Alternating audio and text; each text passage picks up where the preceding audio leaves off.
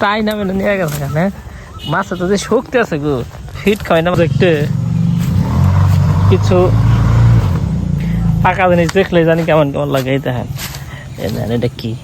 আসসালামু আলাইকুম। তো আজকে আসছিলাম মাছ মারতে, তো মাছ তো বসিতে ধরে না, তো অনেকক্ষণ বসে থাকার পরে এই যে বসে ফেলাইছে, এই যে চিন্তা করলাম চলে যাব। তো আমার সাথে ছিল নাহিদ, তো সৌদি আরব থেকে আসছে, আবার চলে যাবে।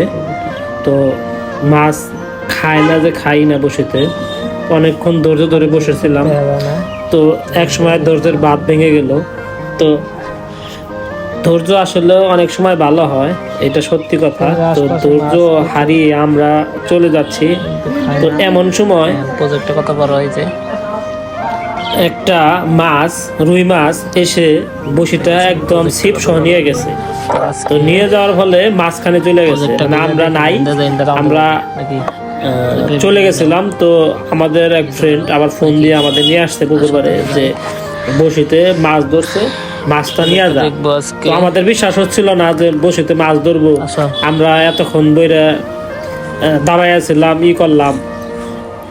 তো যাই হোক, পরে আমরা আবার আইসা তো মাছটা কেমন করে ধরছে সেটা দেখবো, সেটা হলো আমরা গেলাম, যাওয়ার পরে দেখি যে আসলে মাছ ধরছে। তো দেখতে কিছু পাকা জিনিস দেখলে জানি কেমন কেমন লাগে এই দেখেন এটা কি, একদম পাকা পেঁপে, 5 কেজি হবো এটা পেঁপে পাকছে। প্রজেক্টটা দেখছেন কত সুন্দর।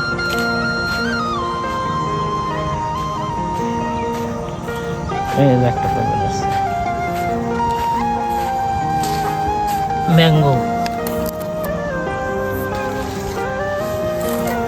ম্যাঙ্গো পেঁপে দেখছো কি, ম্যাঙ্গো পেঁপে ম্যাঙ্গোর নাগাল।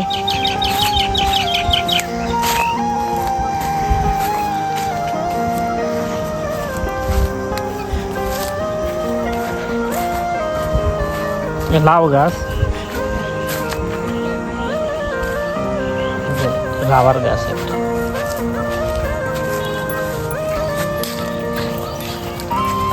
বিদেশি রাবার গাছ। এই যে ওইবার বসিতে মাছ ধরছিল, ফালাইছিলাম যে ওই যে বসি,